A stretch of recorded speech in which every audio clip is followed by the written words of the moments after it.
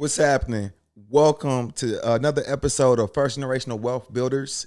Today I have a special guest, and I gotta think about that. You're the first lady to ever come, so I think that's That's pretty dope. important. Yeah, definitely. Yeah. So without further ado, introduce yourself. I am Candice Childs. I am a Indiana, Fort Wayne native here in Indianapolis now. I'm a realtor. I've been flipping houses off and on for the past 4 years. And yeah.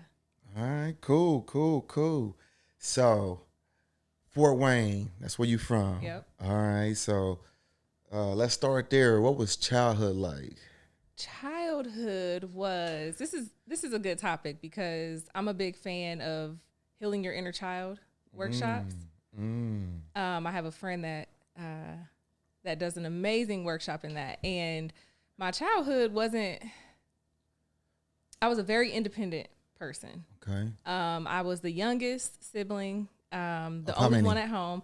So my mom has two total, including me, and my dad has three. Okay. And so I'm the youngest out of everybody. And just spent a lot of time just entertaining myself, doing my own thing.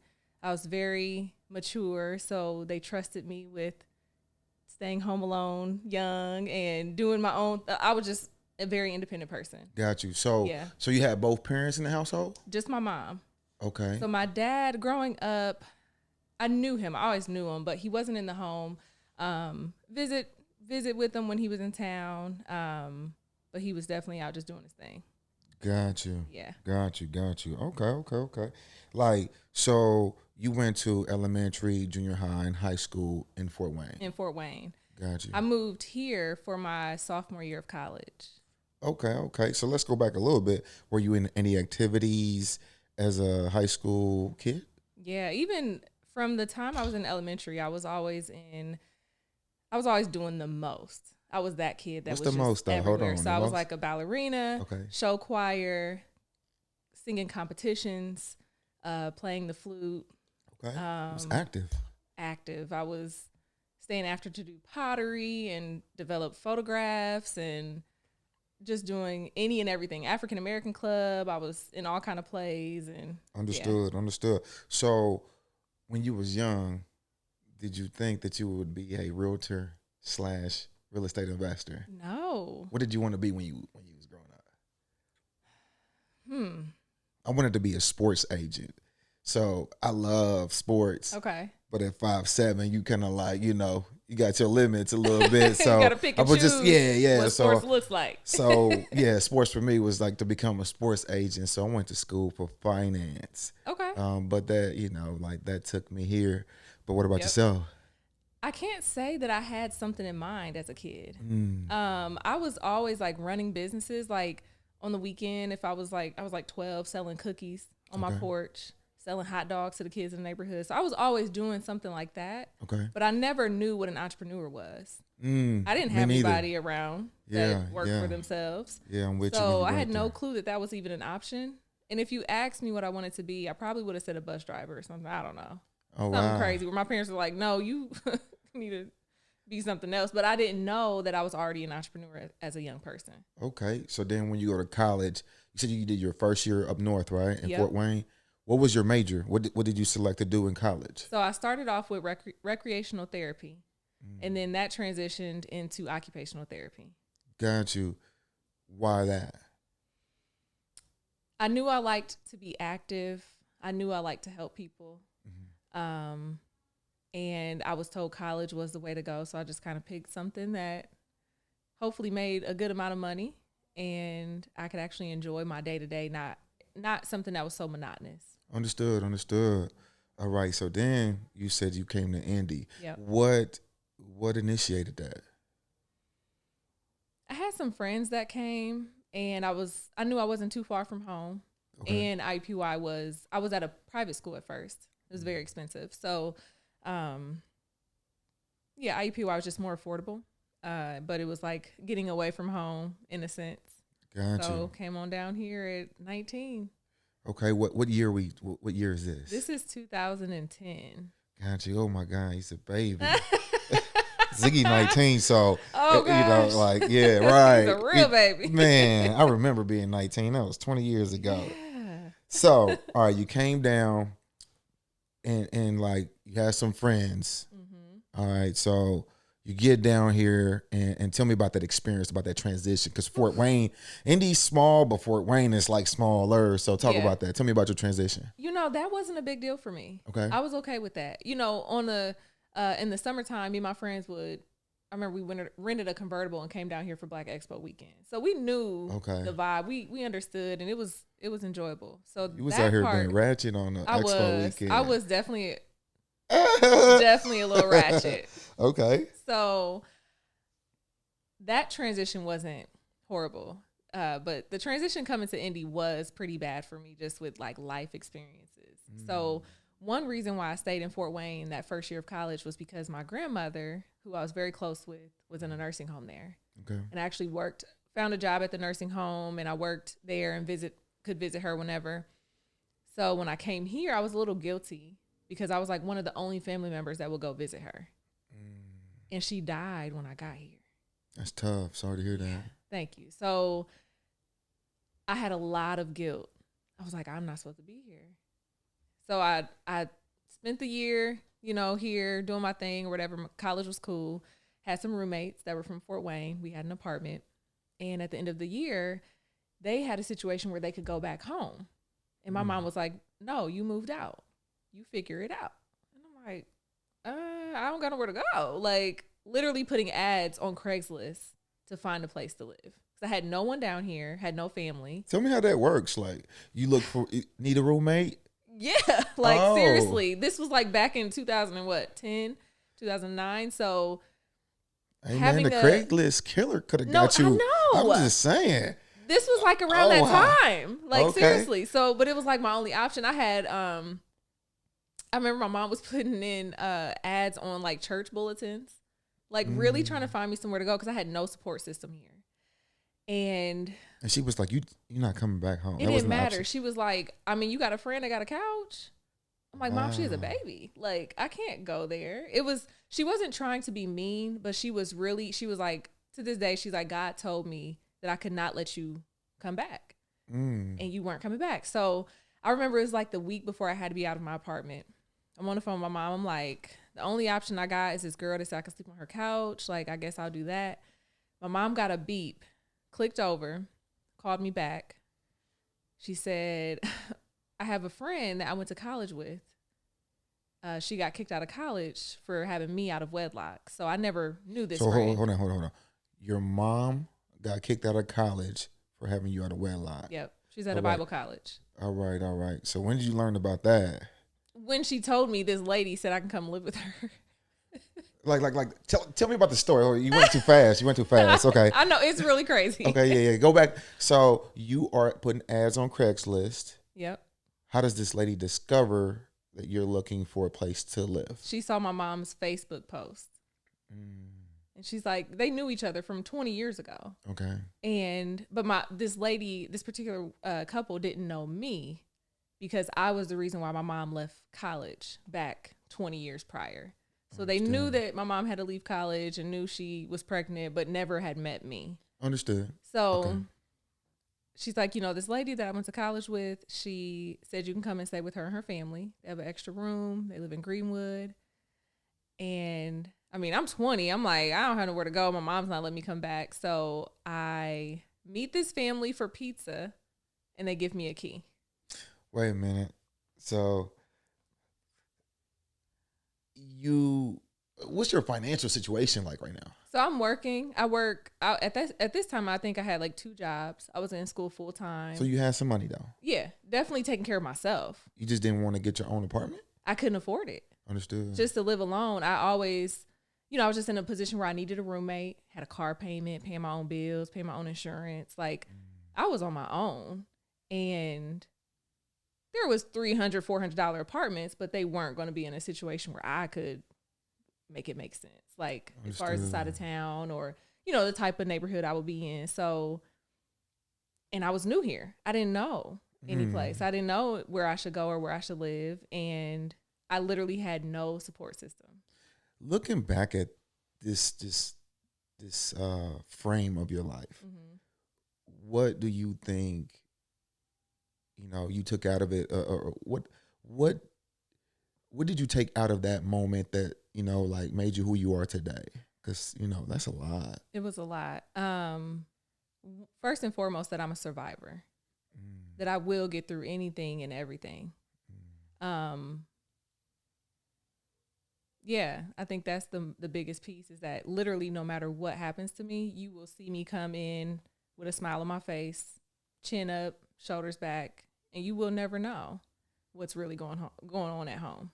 Got you. Now, let's go back. You went to get pizza. Yep. And like, what was that discussion like? House rules, like, tell me about that situation. Tell me about that. It was interesting because I had never grown up in a 2-parent household. Okay. Excuse me, and this couple was Caucasian. I had a white grandmother, but she grew up in the hood with us, so it wasn't that type of culture shock. They had 2 kids. And how old were they? They were maybe 10 and 12. Gotcha. So you became big sister real fast. Yep. Never had little siblings. Okay. But they were very loving. Okay. And they had a really healthy household dynamic. Their kids didn't rule their household or anything. They were they made their marriage and their friends a priority. Their kids knew their role. Like, it was a very healthy thing to see. So when I sat down for pizza, they were just like, we don't really expect much from you. You can stay here for free for 3 months.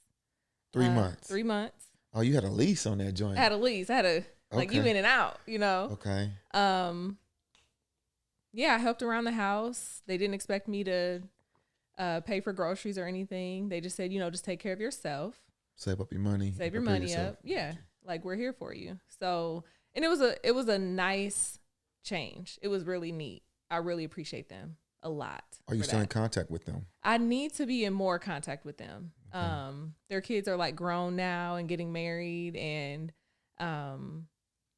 but yeah, I'm in touch with them, but not like I should be. Got you. Yeah. What about college right now? What's going on with college? So with college, I am,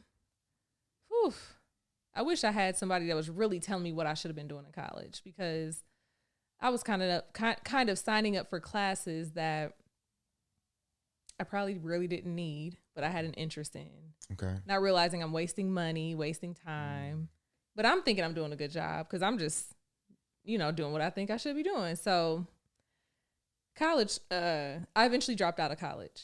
I didn't finish college because of that reason. Spent a lot of time and money just spinning my wheels and not realizing it. Oh, wow. Okay. Now, let's go back.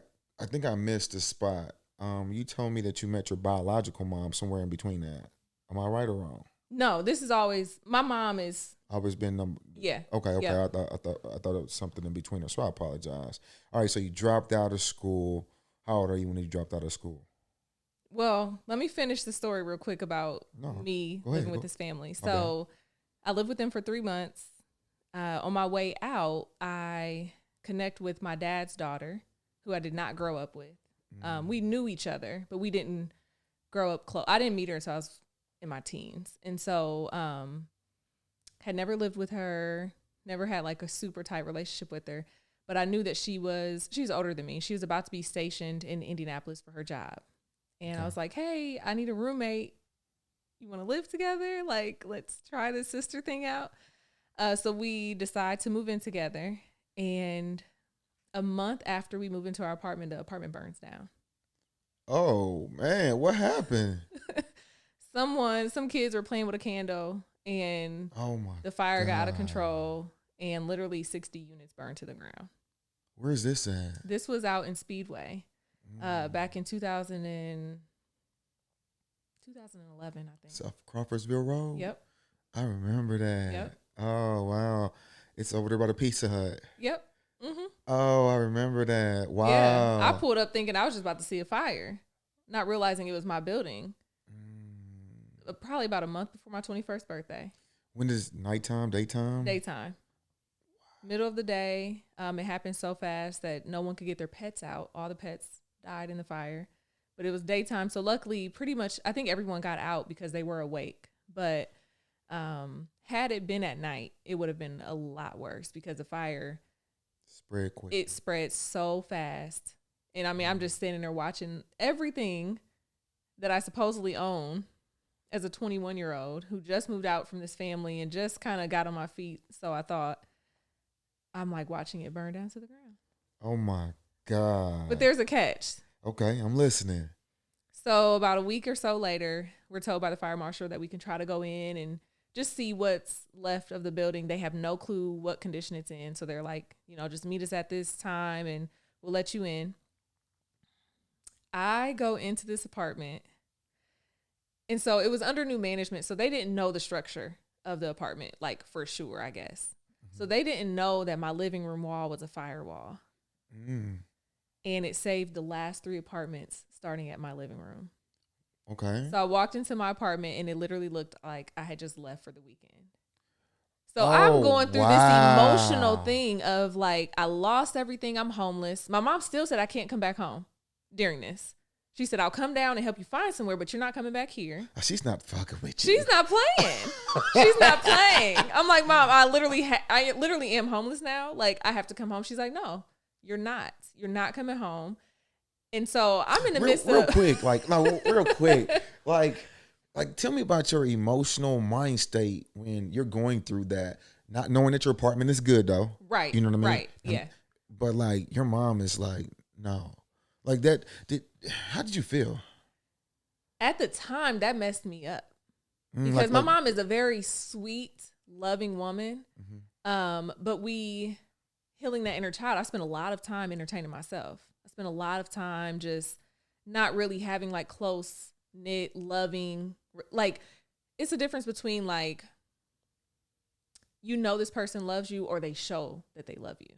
And so I was more so surrounded by people that I knew loved me and would have my back. She just wasn't affectionate. She wasn't as affectionate. Okay. And so with this, I'm like, am I doing something wrong? Like, right. I'm confused about what the problem is here. I'm damn near confused here. Yeah. That's what I'm asking. Yeah. Like, it really had me messed up.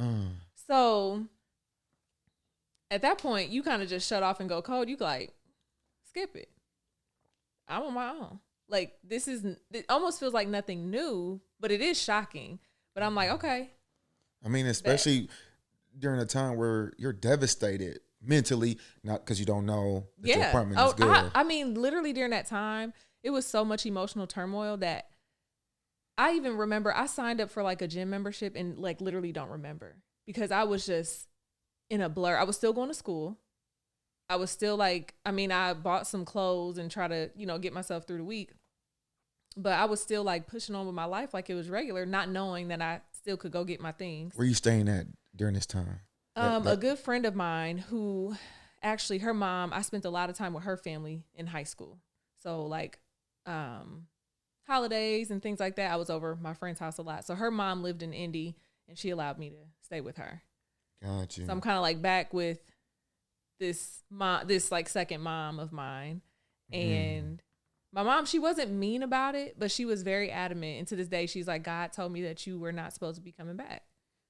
So, man, I gotta go a different direction with this. Not too far, but you talk about inner healing.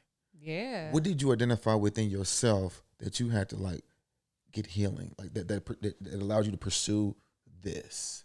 Like, can you talk about that?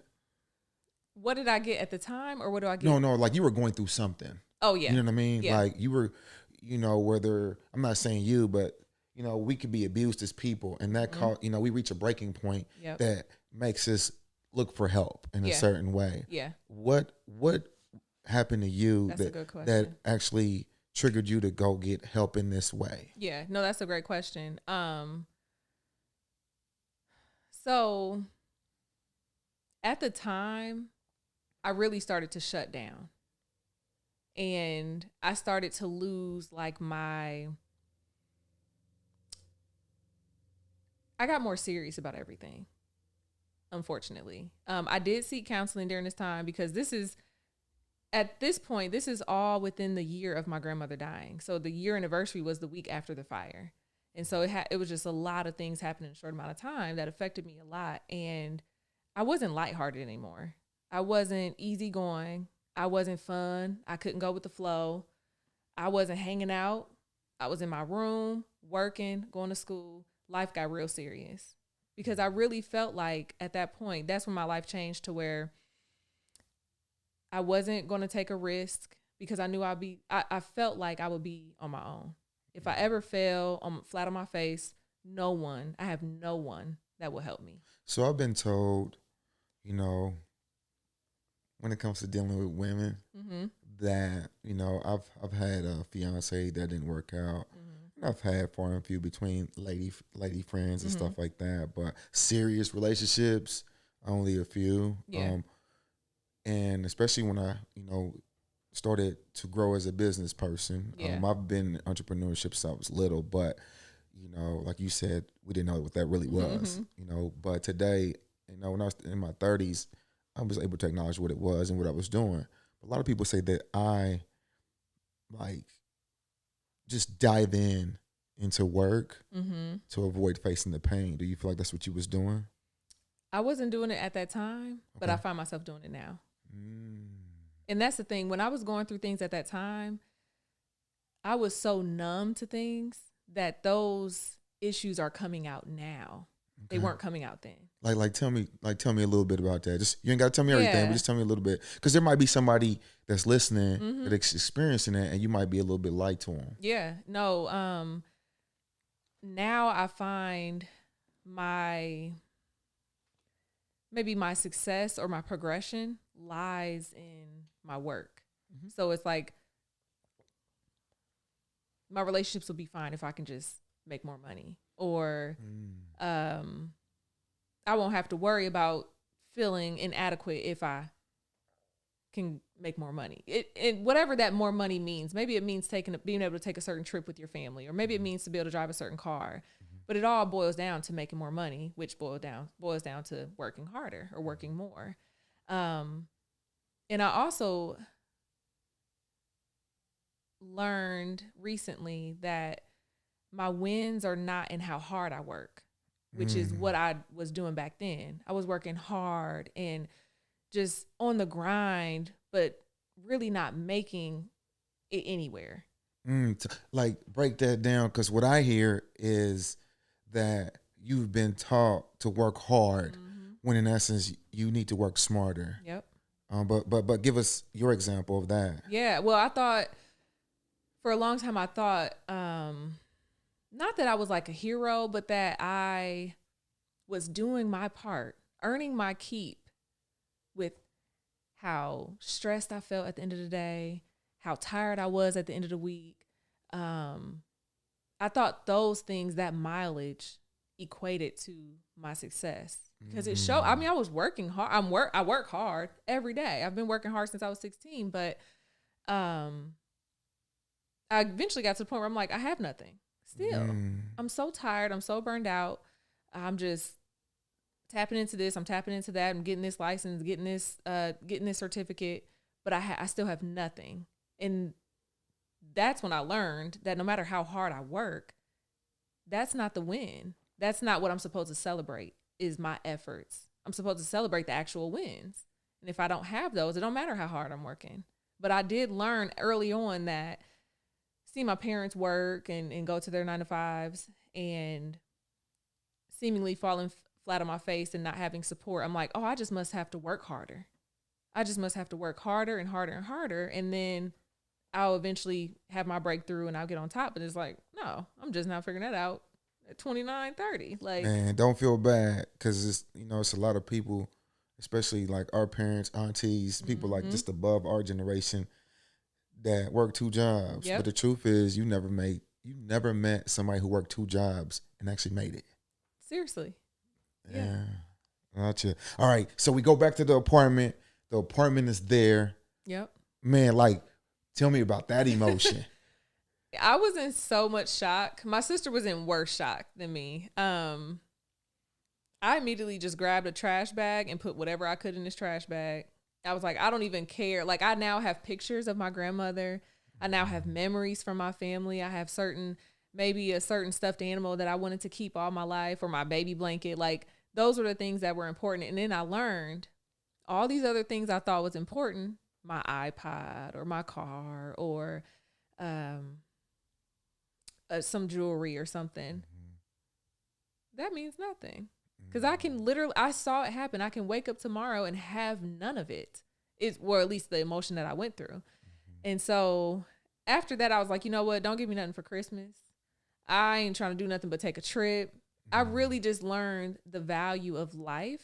And it wasn't in, now mind you, I love material things as well. I want to work hard for those things. But it definitely changed my perspective on how much value they held at that time. No smoke damage? Nothing. That's beautiful. We had a specialist come out. He was like, I don't even need to clean your couch because you're good. Wow. Yeah. It was insane. It was insane. Wow. Yeah. Well, I'm happy for you. Thank you. All right. So we dropped out. We're working now. Like, what's that next job like? Like you said, you had two jobs. Like okay. I met you. You had a career working for the city. The federal government. Yeah. Let's go into some of that. Yeah. Like, what's so, a few years after college, I decided. Well, I'm in the beauty industry, so I had my cosmetology license in high school. I got my aesthetics license back in like 2015. Once I finished aesthetic school, I got an offer from the federal government, like random job. Have no clue. I don't even remember. Honestly, don't even remember applying for it, but. Got an offer from them, and I'm like, you know what? This is the most stable thing I've had. I don't have a degree. Let me just go and do this. Maybe this is what I'm supposed to be doing. So I start there back in, I think, 2015. It was the most money I've ever made. Okay. I was content with that. It was an easy job. I was working from home part-time. All right, so I want to know how much money that was, though. It was probably just below 50 grand. It's cool. Okay. Gotcha. Yeah, with no degree. Okay. I'm making the most of my family at this point. So I'm like, hey, I'm winning. Okay. You know? Spent some time just like, let me just work my way up here. And working my way up there was easy because I have the capacity to just excel no matter what I do. So I moved my way up faster there than people that have been there for 10 years. I surpassed them. And so I just thought that I had figured out what I was supposed to be doing. Boom. All right. Where does real estate come in between? Like, you know, where does that tap into this career that you currently have now? Yeah. So real estate happened around the same time.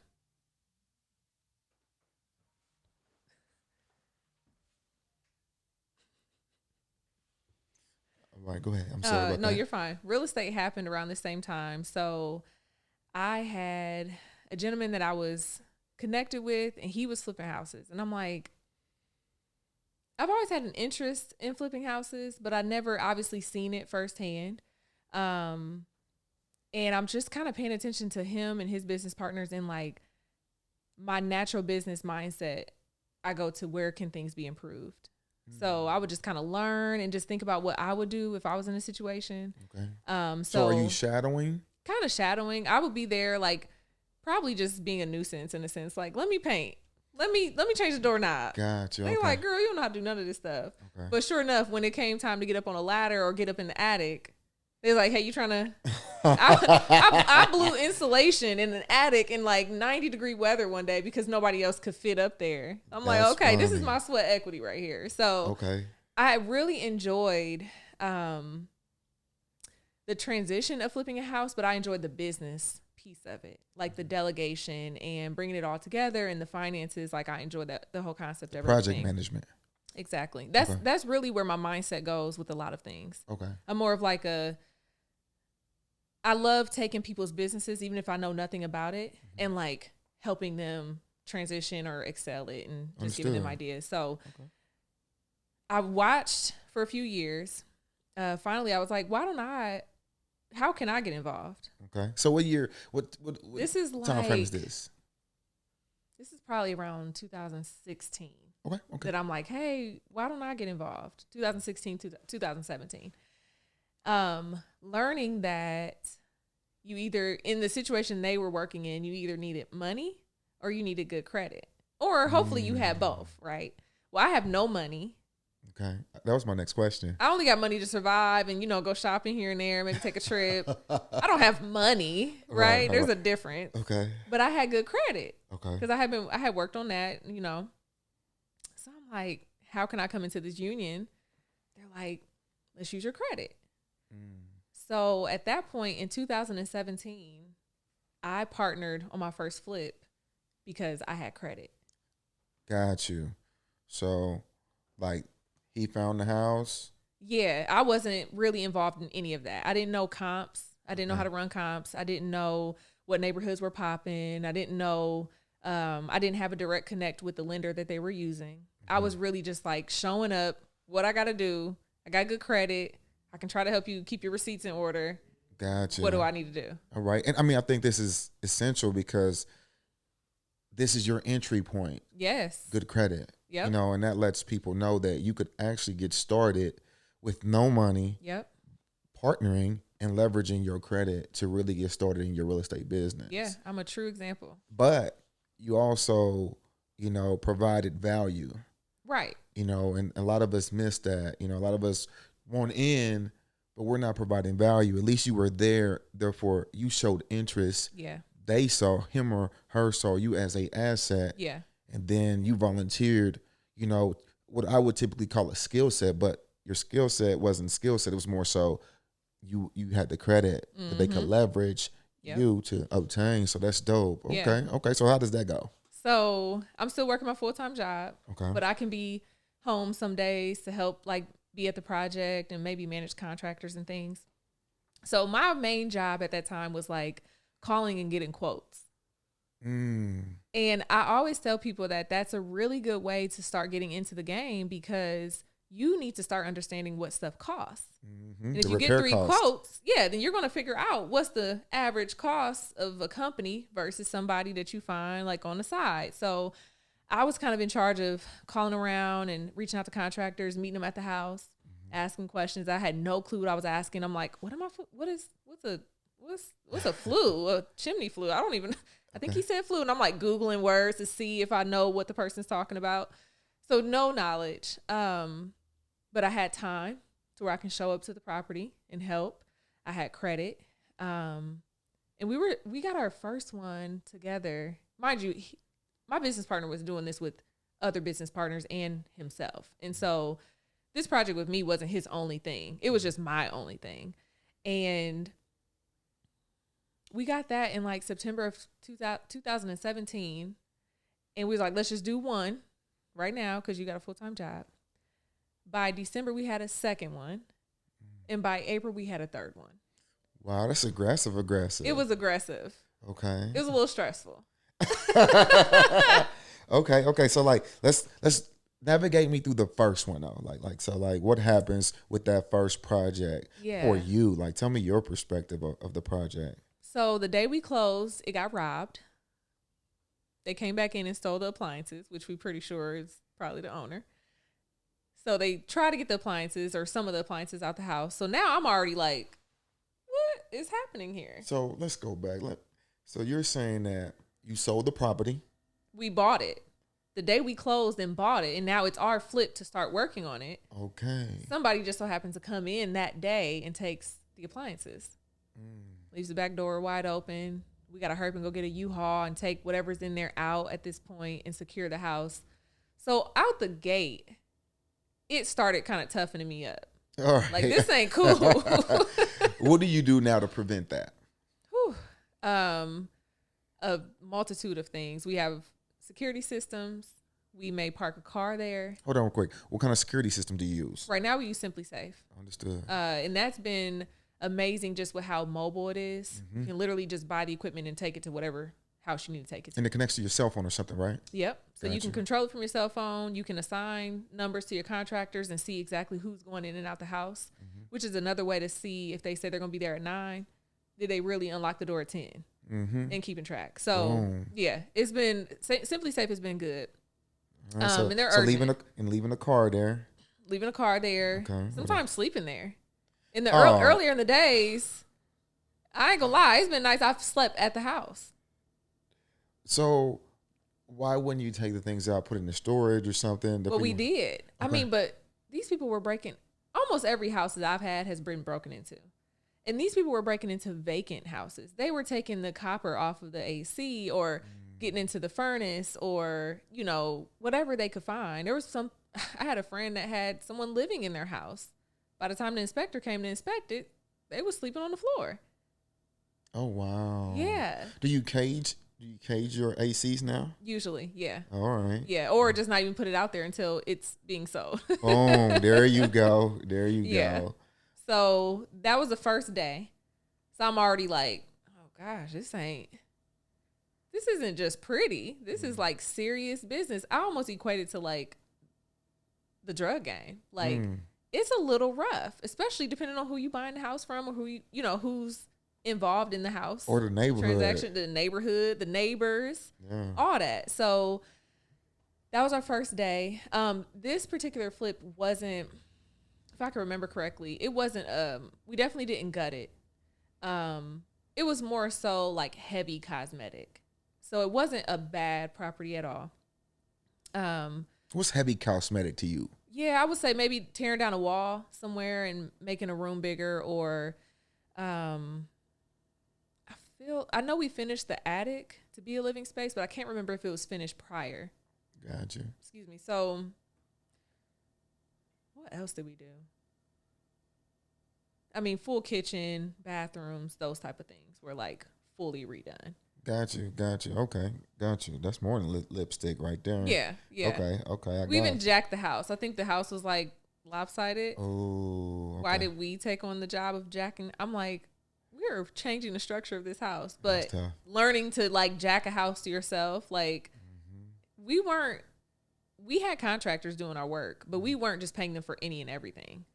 We were, in the beginning, I was definitely especially like learning, like it wasn't a game. Like this wasn't just, oh, we got contractors doing everything for us. We got a GC managing the project. No, they're all the time, checking the house all the time. Even the contractors sometimes that we had were shady, and we had to keep our eye on them.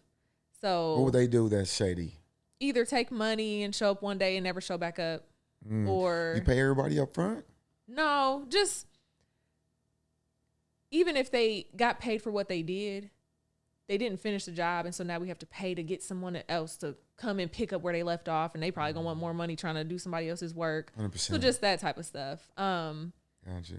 Yeah, just learning lessons. Now tell me, what would you tell somebody listening to you, you know, go through these things? What would you advise somebody that, you know, like is new, wanting to get in, to avoid having to have multiple contractors do the same job? Yeah. You know, what do you do today to basically like not go through that? Really vetting is the biggest piece. So if you are pulling a contractor that's not tied to a company that you cannot hold accountable, is easy. Just really vetting them. Like, are they licensed and bonded, or are they working under someone else's license? Or, if you can go with a company, go that direction if it's affordable, just because you do have more than one person that you know you can reach out to and make sure this job is getting done, or make sure there's a warranty on the work. So you don't be working with the Migos then? No, I do. Okay. But see, that's where it's like, okay, do I do this cost-wise? Right. And I hope they show up, and I hope they do what they're supposed to do through the whole job. Right. I mean, I rarely work with companies, but would I tell someone else to consider working with a company until you get an understanding of what's what? I would not advise you just to go pick up someone from Home Depot like I've done. Got you. So at Entrepreneur to Entrepreneur, we basically teach people how to do repair cost estimates. Okay. I say we cover about 80% of what a whole house covers. Okay. There's some things that we can't evaluate, you know, because it's per house, like a foundation. Yeah. Those come with variable costs, you know what I mean, things of that nature. But things like, you know, square footage for flooring, you know, painting, things of that nature, cabinets, average cabinets, you know, installation of cabinets, kitchens, bathrooms, things like that. Therefore, you at least have a ballpark number, you know, to do some work. You know what I mean? Some things you do got to get a quote if you got to get a line to the city and stuff like that. Right. So Right. at Entrepreneur to Entrepreneur, basically we do have a repair cost estimate class that teaches people how to do that. Yeah. So I That's definitely great. understand it. Man. So people don't understand it. Like that's outside of being able to obtain a home, that's the next skill that you have to have. Yeah. So what I'm going to tell people now is go to Entrepreneur to Entrepreneur. There you go. Because Shameless other than that, plug. yeah, other than that, I mean, it's my lesson was a learning lesson. Got you. It was just time and time again learning it. Now, one thing that, just to share with you as we're always learning, is so you could get contractors by going to Lowe's, by going to Menards and all these different places. But something that works is this. In today's market where real estate is crazy, somebody who is available may not be the best at their craft. Yep. Typically, you have to wait for a good carpenter, plumber, or electrician. If they're available right away, Yeah. all right. Yep. So what I like to do is when vetting somebody, I don't ask for a reference just because you may not have the same eye I have due to experience. And experience is the new currency. Yeah. So like what I like to do is go to their job site. So I ask them, Got you. so if they do drywall, hey, let me know when you're at this phase of the drywall. Yeah. And, let's say they're done mudding and it's ready, it's complete, it's ready for paint. I can literally take a flashlight and put it against there and see where they missed. Check. Yeah. To see if they really sanded it well. Yep. And so, like, that's how, that's my experience paying off. But most people wouldn't know that. They'll just see it, mudded and sand, and they're like, oh, that's good. Right. Yeah. But I'm able to, but when I'm once that seeing paint it, goes on there, it's gonna look different. and then I'll ask him, where's your next job? And if he says he had another job and he did a decent job at this, then I'll consider that just because he's active. I need to get on your schedule. And so how do you work that around your time frame of your flip? To be honest with you, I present my portfolio. I got a 2-page portfolio on properties I've done and the current properties that I'm currently working on.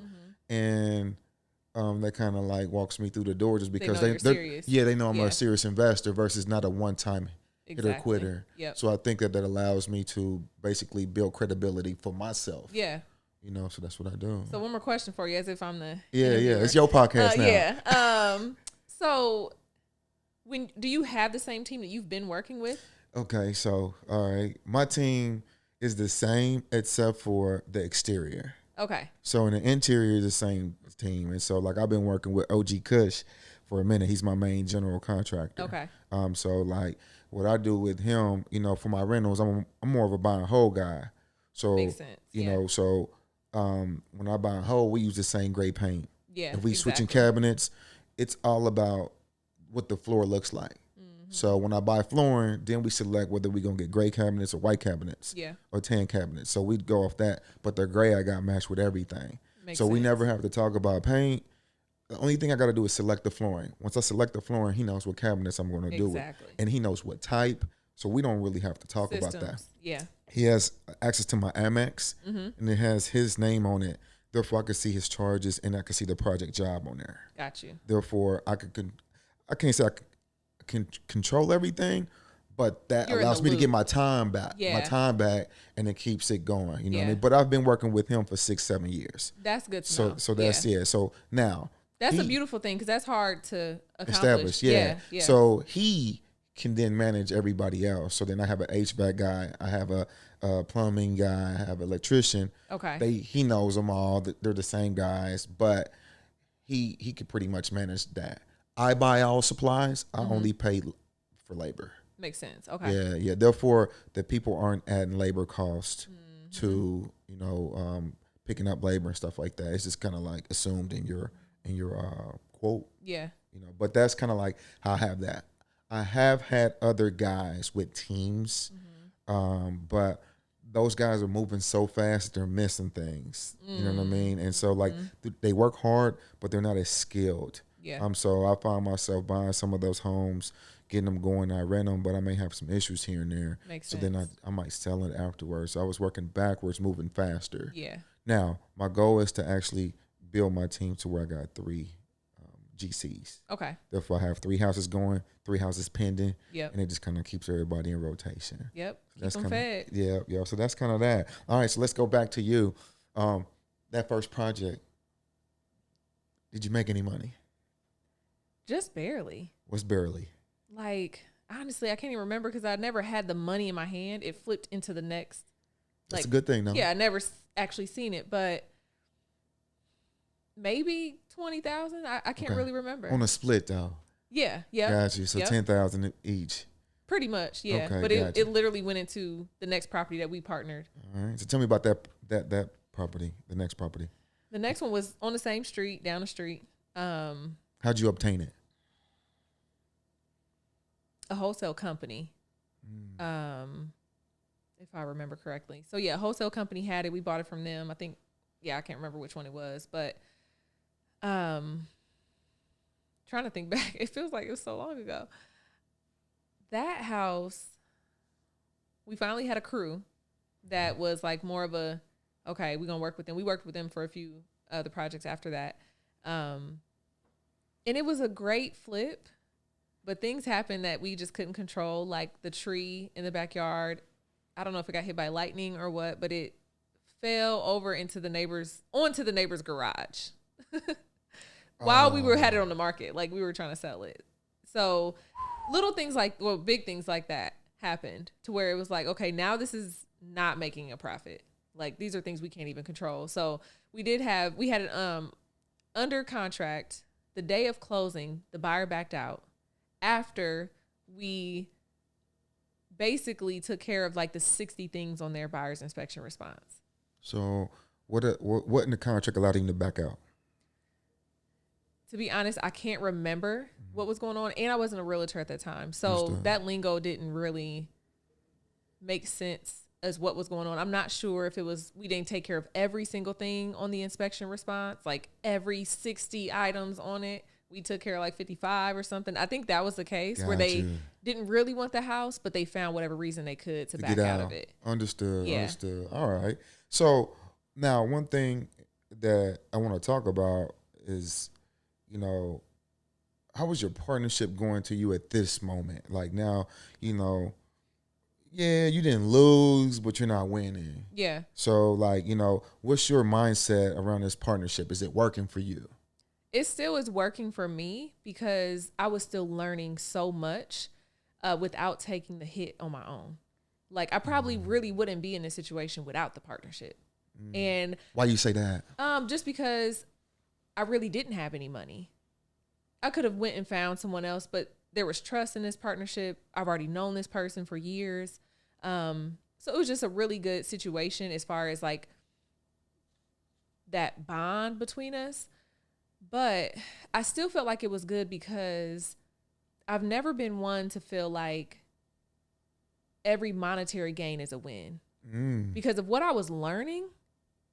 I mean, I've only actively done 4 flips myself. I've been a part of a lot of other projects, but for me to have only done 4 flips myself, and when I'm talking to my clients and I'm educating people and I'm like, especially other women, I realize how much I do know.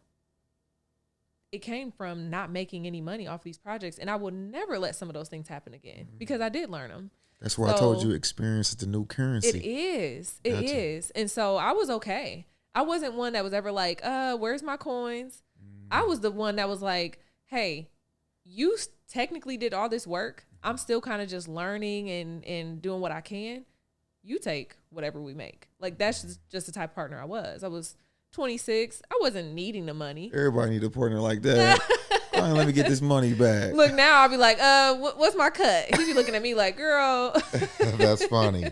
That's funny. Okay. Now, so why did you decide to get your real estate license? Yeah, so let's see. So we did those flips. I took a break from flipping for a while. I was kind of working my way up at my job and did well with that. Then the government shut down. Corona. No, it was Trump just choosing to shut I it remember down. that. Okay. Yeah. My bad. Yeah. So this secure job that I thought I had was shut down the weekend of Christmas for I until remember further that. notice. And I I'm remember like, that. so what does that mean for me? I just didn't get a check. So through these holidays, I don't get paid, and we don't even know when we're going to get paid again.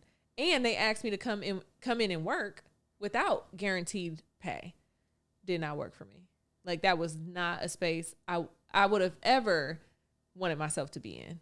That's not who I am. I may have gotten comfortable because I was able to survive off of this income, but that was not the person I knew I was in my spirit. So that's when Trump needed to meet you, and he needed to go to that child counseling, the yes, child connection. He the needed to inner go child there. workshop. Yeah, he needed yes. to go there too. He needs a couple years of that. Seriously. Keep going. I'm sorry. So during that time, that was like one of my lower times because I was changing as a young woman. I am like, again, I'm working so hard. Why do I not have anything? Like, this ain't gonna work. Like, why am I just not getting a break? Is it just bad energy around me? I just couldn't figure it out. So I told myself, I was able to pay my bills and stuff during that time. I was cool. And then we found out that we're going to get a back pay check. Nice. But I don't need the money because I already, I took care of myself during this time. So I told myself I'm going to use that money to change my life. I didn't tell nobody. I went and got my course for real estate. I just started taking my course. I'll be at work on my phone doing the course.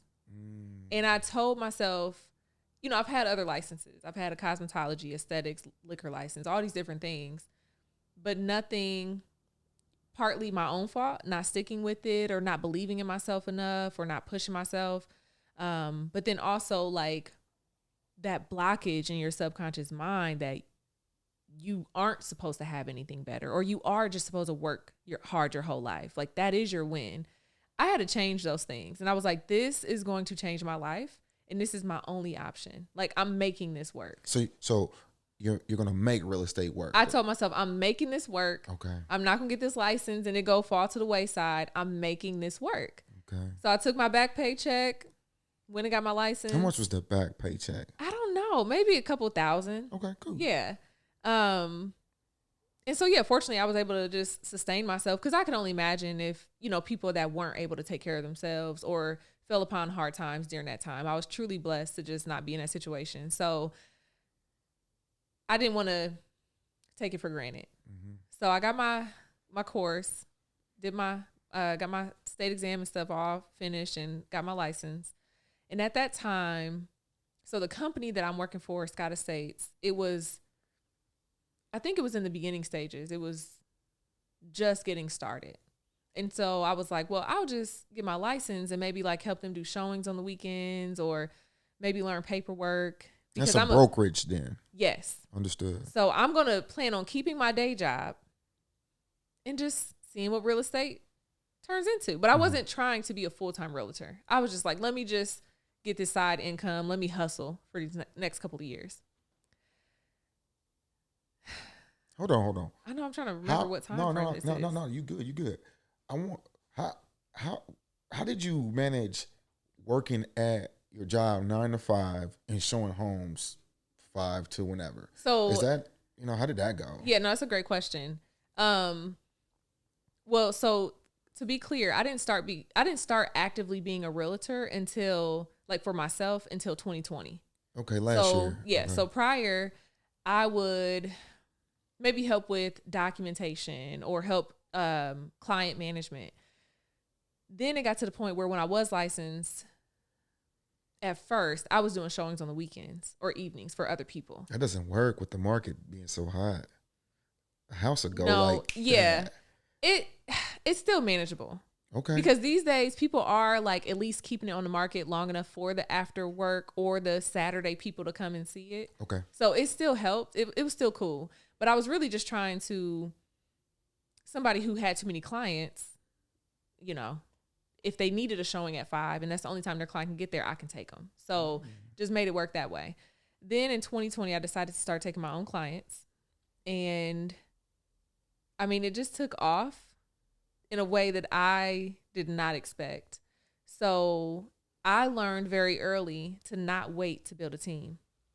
And again, I'm that type of person. I'm like, I'd rather be broke and happy than rich and depleted and sad. So I'm okay with giving my money away because that means I don't have to go to the showings. Showings are not my most favorite task. So tell me about your team. So still in the works of building it. I need some team members. So I have 2 great assistants. They still work full time as well, but they help me like with any and everything that I would ask of them. And then I also have someone I work with as a showing assistant. So she helps run errands. She's retired, so she has more free time and flexibility. She helps run errands. She'll help like with literally anything, but she'll help with my showings. And so I just learned that I don't have to be a 5-year in the game realtor making millions of dollars to be able to have a team. I'll use the money from my day job to help me fund my assistants. I made a post about that. Really? Your job is your first investor. It's your sponsor. Yeah. So many of us get so caught up and we hate our job that we really don't realize that we manifest negative energy. When really we should be looking at it like, man, this is my investor until my dream just bubbles. Yes. Yeah. Exactly. It's exactly what I did. So, and I tell my my assistant, I would tell them like, hey, while you're working on real estate stuff, I'm working on my day job stuff because this is how I'm paying you. Like for now, so they support me. They're like, do your thing, girl. Cause they know that that's helping them. So, and they don't have to wait to get paid because I have to wait to get paid in real estate. I can pay them as soon as they're done with their day. I can pay them right then because of my day job. So I've grown to learn to appreciate it and just make the most of it. But I learned very early on to just build my team. So that's what I've been doing.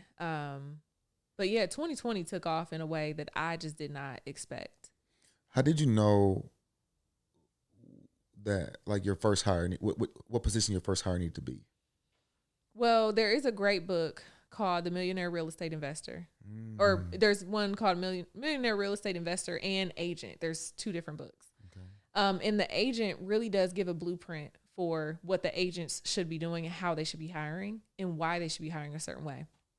I'll be lying to say I finished the book because I didn't, but I felt like it was a great book for any business owner, really. Thank you. Yeah, especially the investor one. It just really gives a structured blueprint of like how you have to remove yourself out of your business and start hiring other people to take over for you. The E-Myth. Yeah. You ever read that? I just recently bought it. Okay, cool. Yeah. Dope. So, for me, it really is finding someone that can pour into whatever your biggest need is. So my need right now was time. I don't have enough time myself to get these 2 things done. So I need somebody that is either licensed and can do my showings, or they got time after work or on the weekends, or at the time when I had both of my assistants on board, they didn't have jobs due to COVID. So I had them sometimes 9 to 5, Monday through Friday. Wow. Yeah. Hey, you don't make $50,000 no more paying them type salaries. Look. Like I said, real estate was really good to me in 2020. No, I don't make $50,000 anymore. Oh, that's funny. Thank goodness I don't. Shoot. All right. So, So are you investing currently, like into flips? At this exact moment, no. So I got back into flipping last year. And I did a small project, which was fun. And it just kind of, it was really my first project that I advertised as being a part of. Prior to that, I was really behind the scenes and just really wanting to soak up knowledge. Okay. So me advertising that I was doing this really brought a lot of attention. And it did help me find the direction that I want to pour into, which is going to primarily be female investors. Newbie investors in general, but females first and foremost, because us women invest differently than men because we're afraid to take certain risks. We have certain comfort levels. We have certain kids, family, and that we can't spend our last dollar. And that being safe piece of me, I want to help people learn how to invest with that safe piece. Like you have to relinquish some of that, but as a woman, it's not okay to relinquish all of it because then you're starting to tap into your too much masculinity. Dead. Okay. So that advertising that flip last year really helped me get back into what it is that I really want to do. So I did that. I did real estate. I worked my full-time job. But this year, my goal is so I can tap into like a line of credit that I have available. And my goal is to create some type of platform that people can be more involved in. Okay. Whether it's I start hosting like, hey, come out to this house and this is the stage we're in and this is what we're doing, and talk to a contractor, learn what it's about. Just getting people more exposed in a way that I wish that maybe I had gotten exposed in the beginning. Understood. Yeah. Understood. Okay. Got you. So currently, like you said, you eating good, you paying employees and everything. All right. Where do you see yourself as a investor / agent? Which way do you think, what's your primary focus? Yeah.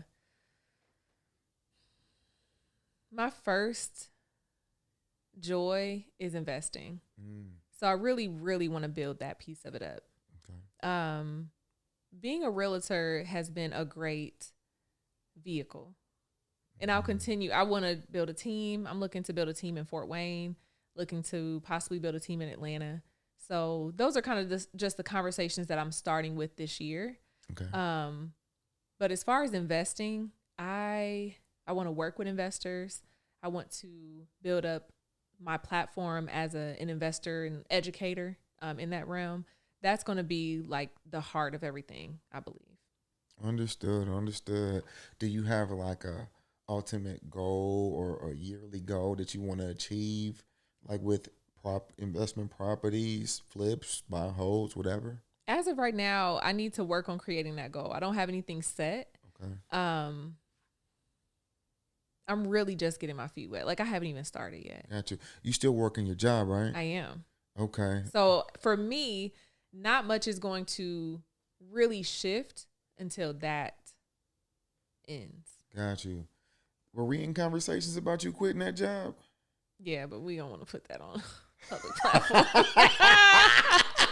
They might be like, "Oh, really? You can go now." Shoot. I'm dead. Hey, I apologize. It's still my sponsor.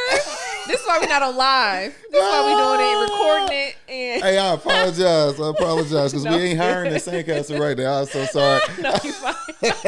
I'm sorry. Got you. Hey, But yes, absolutely. Real estate has to be a full-time focus. Do you? Man, I want to go into that. I'm trying to get rental portfolios like you. Huh? Yeah. Okay. Man, I'm gonna be honest with you. Like for me, the rental game is just like the flip game with the market like this. Yeah. Like, example, I got properties I bought for $130 that are now worth $230. Yeah.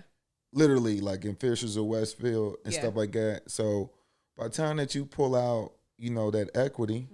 Let's just say 70% to ARV, so 75% of 230. Yeah. I'm making flip money. Yeah. So, and it's tax free. Yes, you refinance. Yeah. Yes, you have a payment still, but you also have a tenant paying. Yeah. So they're paying the payment, and if I walk out of that with 40 grand, or so, that's good. Some people may be like, well, if I flip it, I'm going to make 100. But by the time you pay taxes, you're going to be making like 65, 73. Like if you're at my rate, it's like 45% tax. Yeah. So it's just like, I get to keep the property, keep the asset. Yep. The money's tax free. Yep. And when you got, 15, 20, 30 of them, like. It makes sense at that point. Man, it works. I think I refinanced for literally last year. All my properties, like I want to say it was 290. Really? 290K. So it works like flipping if you doing it right. And then, and if you refinance every 5 years after equity's being pushed down, like it's kind of keep doing that. Yeah.